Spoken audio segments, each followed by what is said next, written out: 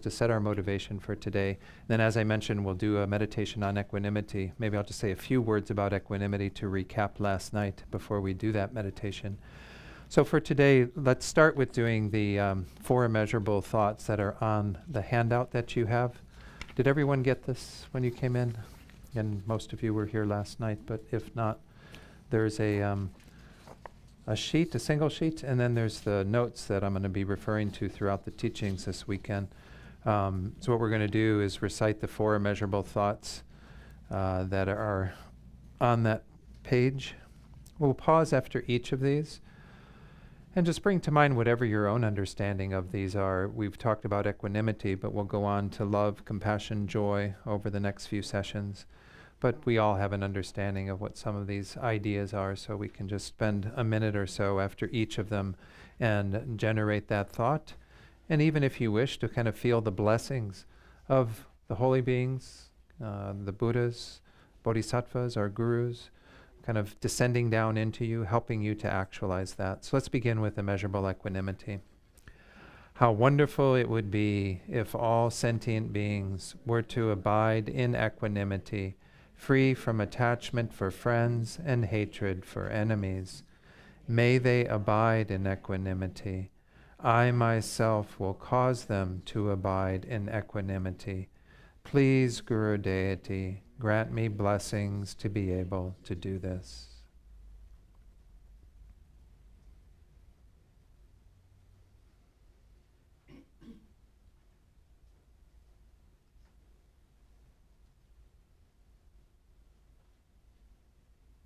And then let's recite the verse for immeasurable love. How wonderful it would be if all sentient beings had happiness and the causes of happiness. May they have happiness and its causes. I myself will cause them to have happiness and its causes. Please, Guru Deity, grant me blessings to be able to do this.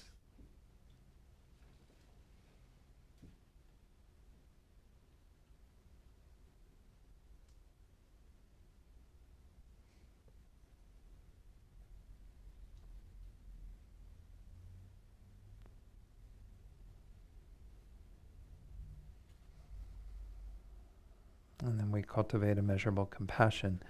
How wonderful it would be if all sentient beings were free of suffering and the causes of suffering. May they be free of suffering and its causes. I myself will cause them to be free of suffering and its causes. Please, Guru Deity, grant me blessings to be able to do this.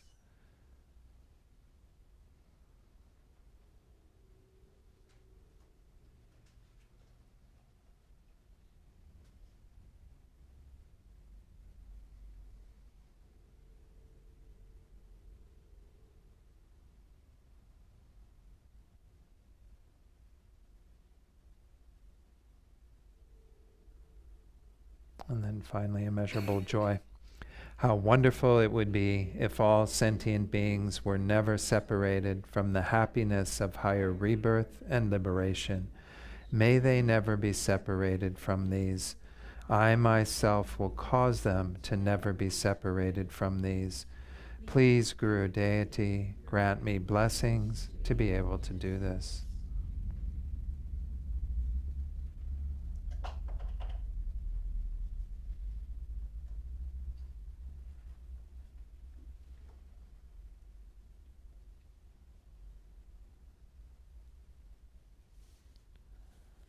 And let's go to page 98 of the prayer book, and we'll do the refuge and bodhicitta verse. We'll do this once in English and then twice in the Tibetan. I go for refuge until I am enlightened to the Buddha, the Dharma, and the Supreme Assembly. By the merits I create through listening to the Dharma, may I become a Buddha in order to benefit all sentient beings. Sangye chodang soki choknam la jangchu bardu dakni kyabsu chi daki chunyen gi peso nam gi dola penshir sangye drupar shok Sangye chodang soki chok nam la jang chu bar du dak ni kyab su chi daki chunyan gi pe sonam gi drola penchir sangye drupar shok. And let's just do a short meditation to set our motivation. And then, as I said, I'll talk a little bit more about equanimity. And then we'll do a meditation on that immeasurable thought. But just find a comfortable meditation posture.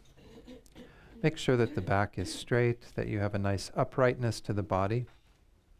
And at the same time, be sure to relax the body into this posture as much as you can, letting go of any tension that you feel, particularly in the neck and shoulder area. Sometimes we feel some tension in the heart center, sometimes even a bit of tension in the lower abdomen and lower back. Just wherever you find that there's some tension, try to soften into those areas. We're going to start with just a few minutes of meditating on the breath. As I mentioned last night, if you have a technique that you use, you can do that for the next few minutes. If not, then you can tune into the sensation that occurs towards the tip of the nose as you breathe in and out through the nostrils. And with any breathing meditation, the idea is that we stay focused on the breath in whatever way that we're using the breath. And whenever we get distracted, we gently let go of those distractions and bring the mind back to the breath. So I'll ring the bell, and we'll do this in silence for just a few minutes, and then I'll lead you in a short reflection to set motivation for today.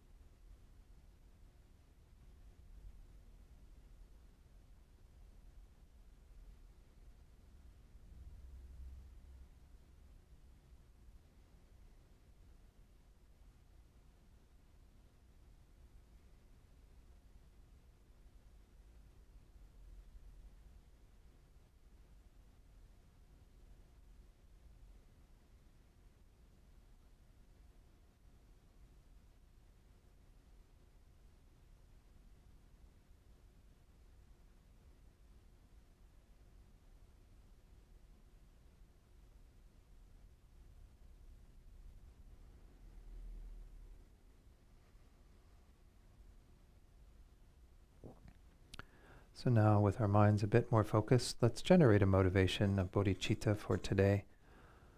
As I mentioned last night, our whole spiritual path can be encompassed in two main ideas. One, to remove the negative tendencies that we have, the negative thoughts that cause ourselves suffering, but also cause suffering to others.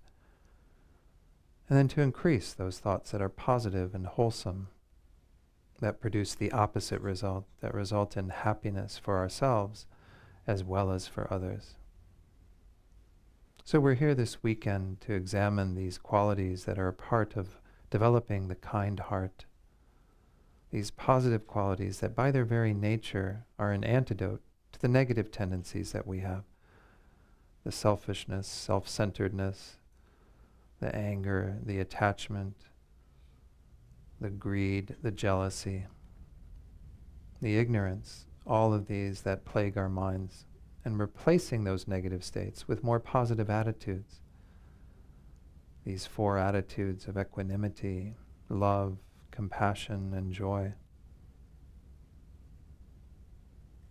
So we're doing important work this weekend in terms of following the Buddha's instructions on how to achieve true, lasting happiness. And it starts with ourselves and that wish for happiness and freedom from suffering for ourselves.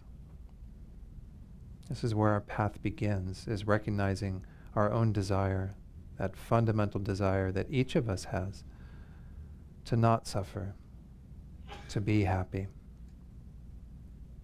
And think that you're here this weekend, particularly today in this session, with that thought that you want to accomplish some understanding and integration of these positive minds so that you can become happy yourself. You can be free of suffering yourself. There's nothing wrong with starting there.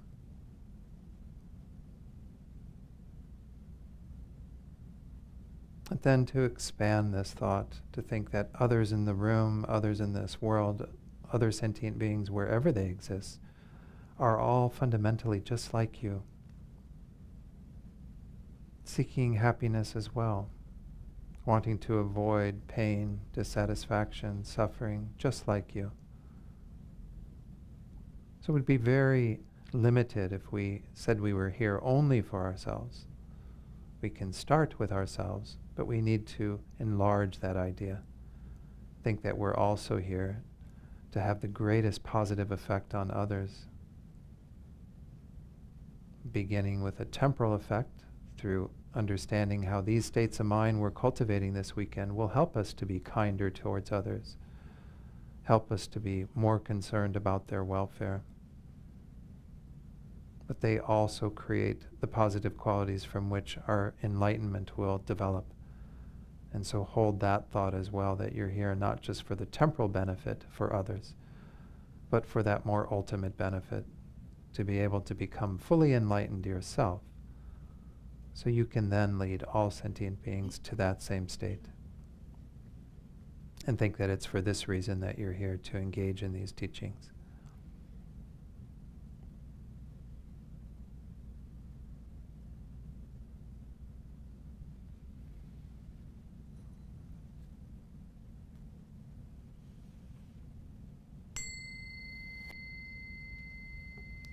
Okay. So as I mentioned, I just want to say a few things on equanimity before we do a meditation, following the instructions that are in your handout. As I explained last night, equanimity, we could give it a couple of other words, like an even-mindedness or an equal regard. And the idea behind this mind is that this is the foundation for the other thoughts that we're going to be working with in this session, as well as through this afternoon and tomorrow. If we don't have sort of a level playing field, which we saw last night, that we have a bias towards these 3 groups of people in terms of how we relate to them, how our attitudes are formed around them. So it's natural for us to divide sentient beings into 3 groups. This is just part of our experience, that we're going to have those that are much closer to us, that are our friends. I use the analogy of us being on a stage. Each of us have our own stage, our own theater that we're in. And the front row, all the people who we can see there, all their smiling faces, those are the people who are our friends and dear ones, family members, people who support us, who really are there for us in ways that are unlike the other people in the theater. Then we have the darkness of the theater, the larger portion of the population that are strangers to us, that, again, because we haven't had that direct contact with them, it's very hard for us to even be cognizant of those beings, much less their situation. And so we're a bit blind to that reality, and we have an indifference towards them, whereas we have a strong attachment towards the friends, the people that are in our front row. And then we have this strong aversion towards the third group, the people who keep interrupting the show, who are throwing things at us, who are, yelling at us, screaming at us, doing whatever. Those people who make life difficult for us. So we have three different groups that people naturally fall into. Beings are going to fall into one of those categories. Pema Chodron even talks about how the strangers are simply people who we haven't met yet to determine whether they're a friend or an enemy. We don't know yet what they are. And so at some level, everyone is going to be in one of these categories. And there's a fluidity to all of this. It's not like they're set in that category, but at any point in time, we could say that there are beings who fall into those three groups. The distortion is our attitudes towards that. The distortion isn't that we're doing that. Obviously, it would be nice if we could open our hearts and feel a sort of kinship and friendship with all beings, but it's not realistic to think that we could actually do that in this life. We can try to expand our horizons in terms of becoming closer and closer to more and more people. But the reality is that sentient beings are going to naturally fall into these three categories. Even the Buddha himself had someone who fell into the category of an enemy. I mentioned, how the Dalai Lama has enemies. Well, the Buddha himself, this fully enlightened being whose teachings we follow, had his cousin Devadatta who hated him, who thought he was, a horrible person, tried to kill him. So it's understandable that this still is going to happen, that beings are going to fall into those categories. So the distortion is the attitude we have towards them. As we said in the prayer, the attachment that we have for friends and the hatred that we have for enemies. These two are the most operative in terms of causing pain for ourselves and blocking ourselves from really being genuinely concerned about others. Having a mind that is willing to, open up to the welfare of other beings. But then, of course, the indifference, this third one that isn't mentioned in our prayer, but the indifference that we have towards the strangers is also problematic because it is limiting, it's restricting, not allowing ourselves to really achieve our full potential. So these distorted attitudes are what we're trying to equalize, what we're trying to get rid of so that we can see all sentient beings, therefore, as worthy, as deserving of our love, our compassion, and so on, these qualities that we're going to be examining. So again, the meditation that we're going to be going through, we'll have an opportunity to reflect on each of these 3 points that are about halfway down the page that give us an opportunity to have a foundation for equalizing our relationship with these beings, or our attitude towards these beings, to developing that equal regard or equal concern. The first one, to understand the impermanence, that there is this flow going on, even within a single lifetime, even within a single day. Beings that will at one moment appear like they're in the front row, all friendly towards us, and then suddenly they become an enemy, someone difficult. And if we look back on our lives, we know that we've had that experience, that ways that were more permanent, where people who you were quite close to who did something that offended you and affected you negatively, and then they were out the door. You didn't want anything more to do with them, right? So we know that there's nothing set about this in this lifetime. But if we go into the idea that we've had countless lifetimes, which is taught within the concept of mind having a continuity, that we have a continuity of rebirths that we've been involved in. So everybody that we've had a relationship with has varied from time to time. Sometimes they've been a stranger, sometimes they've been a friend, sometimes they've been an enemy. And even in individual lives, they floated back and forth between those.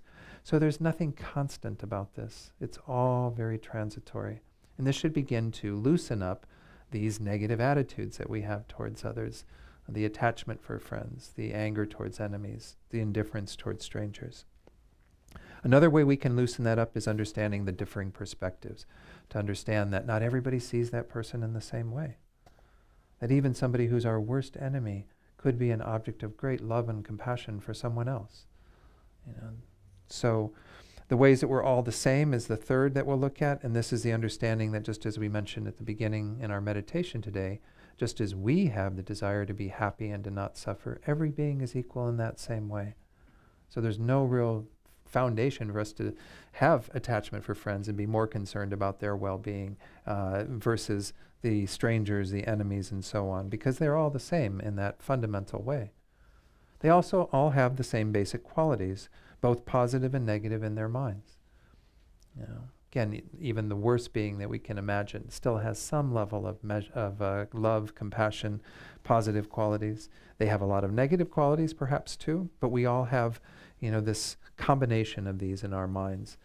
And also that the very nature of every one of our minds is the same, with the same potential. This is what I talked about last night again, is Buddha nature, that we all have that fundamentally clear and pure mind that is sort of a receptacle in which all of the negative stuff is hanging out, and all that negative stuff can be removed because it's not in the nature of that mind.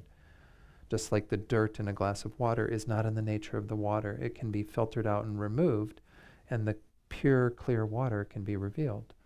This is the nature of our minds at the deepest level, what we call our Buddha nature, that this is the same for every single being. So once more, should we have a bias towards beings on the basis of understanding that everyone is fundamentally the same in terms of their potential to develop their minds fully? So all three of these will be kind of examining the impermanence, the differing perspectives, the ways that we're all the same as part of this meditation. So I did want to talk, before we go into the meditation, a little bit about what are called the far enemies and the near enemies of equanimity. This is a concept that comes, I think it's from a text by Kamala Shila. I was unable to find the actual text, but it's actually mentioned. Some teachings on it are in, I can't think of his name at the moment. Oh, Thupten Jinpa's book, Fearless Heart. Have any of you read that book? Yeah. Really wonderful book. There's a little section in there on the four immeasurables. And he talks about this, what we mean by a far enemy, and we'll go through this for each of the four immeasurables. A far enemy is, what's the exact opposite to this? What is it that's kind of like the main thing that we're trying to combat by developing that mind, or the main thing that gets in the way of having that mind? Near enemies are those things that are very close to what that mind is, so that we could confuse them with that mind. We could think that, oh, I've got equanimity, oh, I've got love, but you're off the mark slightly because you're not quite there in terms of having clearly defined it and developed it. So in terms of equanimity, we've already touched on the far enemies. There's a few of them. Attachment and hatred, the two that we identified, these are the far enemies of equanimity, because when we have those minds operative towards people, towards beings, they don't allow us to have a mind of equanimity. They are the main target of developing equanimity. And we could say that the indifference or the ignorance that is there towards the strangers is also a part of that. But nonetheless, indifference is sometimes called the near enemy, because sometimes we think when we get to a state of indifference that we're actually at equanimity, but we're not. The other thing that we could say is a far enemy, though, besides hatred and attachment, is what we would just simply call partiality or bias.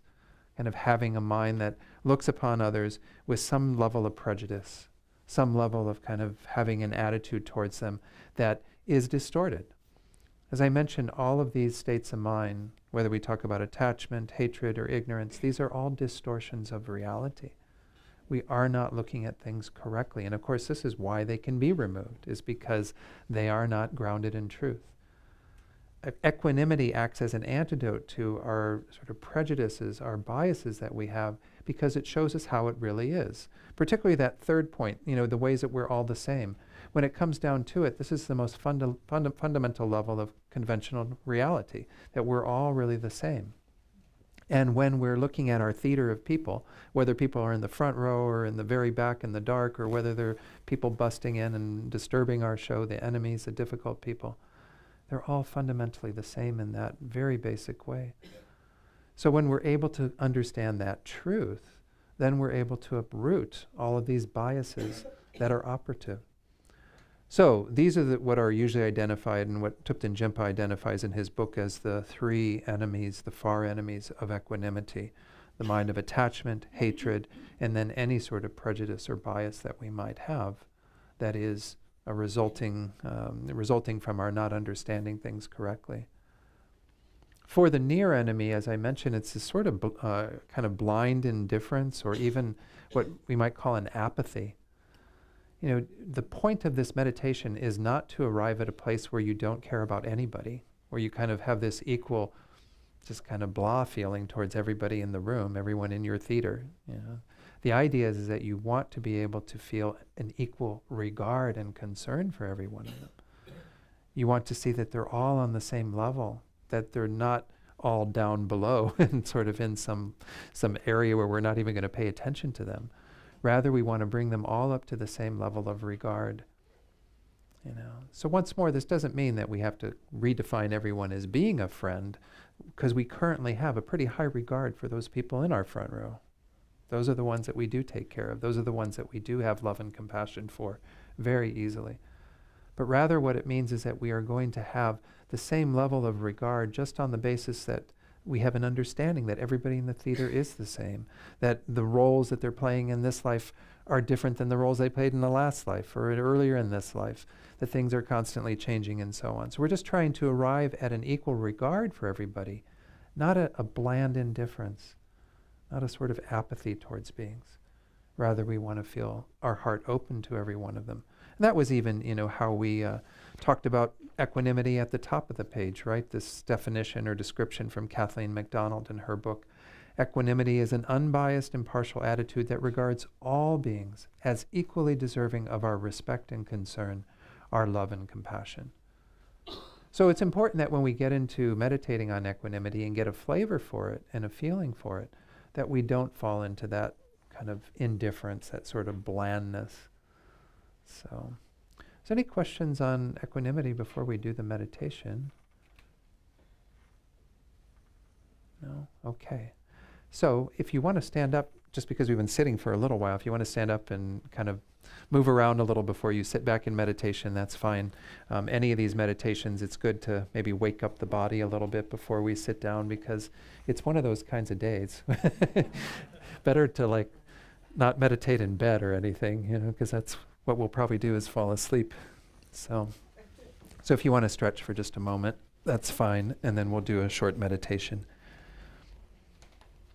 Do a laughing meditation to wake us up.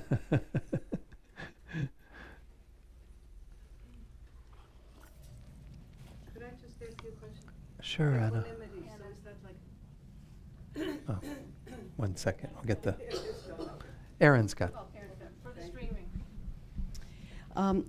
Don, equanimity, so is that exchanging oneself for the other Tonglen, or is that entirely something different? Thank you. So Anna's question about whether equanimity is related to Tonglen or is the practice of Tonglen, we could say is the foundation for a practice of Tonglen. We're going to talk about Tonglen tomorrow afternoon, because it's one of the most powerful ways to bring these two minds of love and compassion into a more tangible form in our own hearts. We could, it might be better just to wait, and I'll explain more of that tomorrow afternoon when we go through bodhicitta and how the four immeasurables relate to bodhicitta, and the practice of Tonglen will be discussed there. Yeah, good. Okay, are we ready to meditate? Got our meditation shoes on?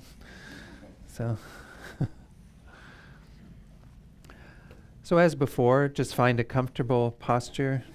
We're going to do just a few minutes of focused meditation on the breath. This is always good to start our meditations with that first. Give ourselves a chance to kind of let go of distractions in the mind, to be a bit more focused. And then I'll lead you in this meditation on equanimity. Again, we'll go through the steps. You don't need to have them in front of you or anything, because I'll just be guiding you in that.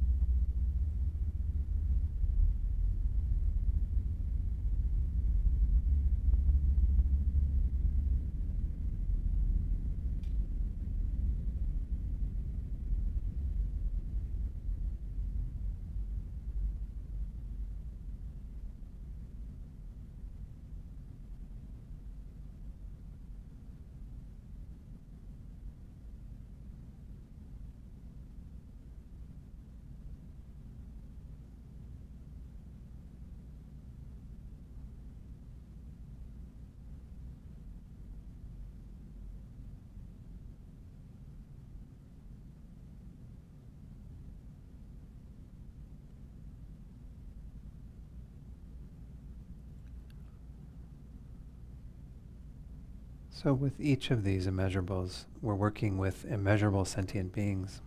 So we're going to begin each of them in a similar way by trying to visualize all sentient beings surrounding us. You can do this with the theater analogy if that works for you. Again, we have those beings that we currently classify as friends or dear ones. These are the people and even animals that we feel very close to. Our pets, our friends, family members. You can either visualize them on either side and in the space behind you, or if you're using the theater analogy, you can think of them in the space in front of you, in those first few rows.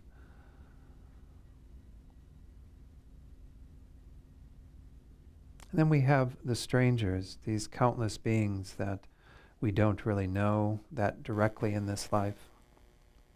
In the theater, they're in the dark of the theater, kind of filling up our show, but nonetheless, people that we're not aware of, beings that we don't have an awareness of at this time.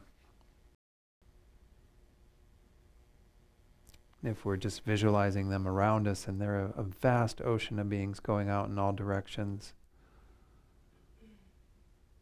Again, maybe hard to visualize strangers, but nonetheless, these are beings that we have to take into account to make this immeasurable. And then the last group that we're having a more defined relationship with are the difficult people. We sometimes call these enemies. And they're the people who are sort of on the sidelines in the theater that are, occasionally doing things that upset us, that annoy us, that even cause us to get irritated, hateful. And if you're visualizing beings surrounding you in just a general meditation, you can think about the enemies or difficult people in the space in front of you, kind of confronting you.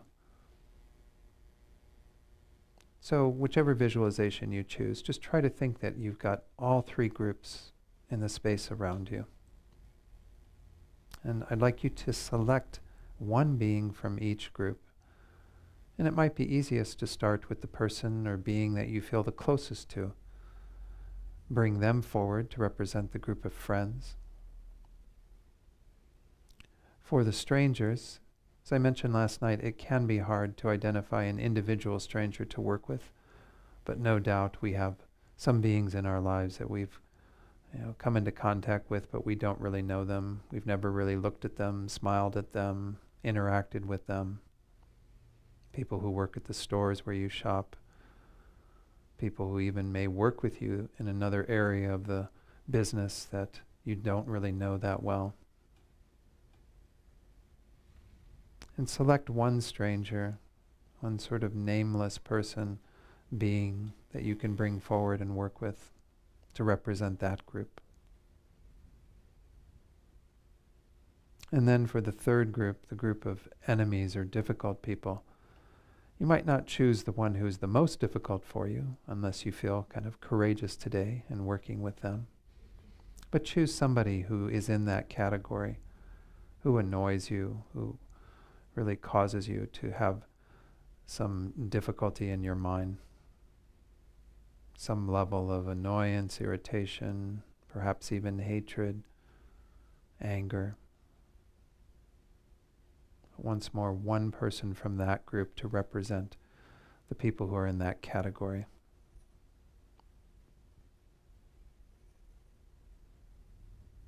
And now observe the person that you've chosen as a friend.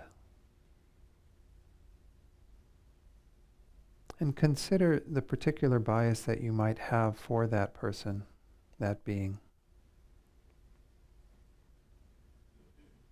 No doubt each of us has some level of attachment to that being. Attachment being that mind that sees them through the lens of the pleasurable things they've done for us. Kind of sees them as being that in their entirety. Wants to continue to have the attention, the care of that being. Doesn't want to be separated from that being. And just acknowledging that that attachment is there, but just spend a moment looking at the friend that you've chosen and really understanding the particular bias that you have for them, the feelings that come up when you think of them, the attachment that you have for them.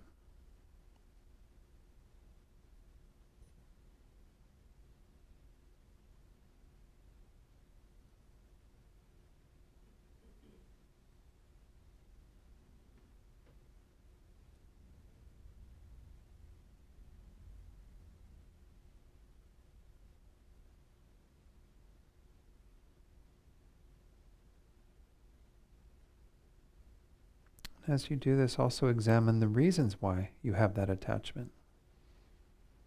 Where did that come from? What are the causes and conditions with relation to that person, that being, that have led you to have that attachment?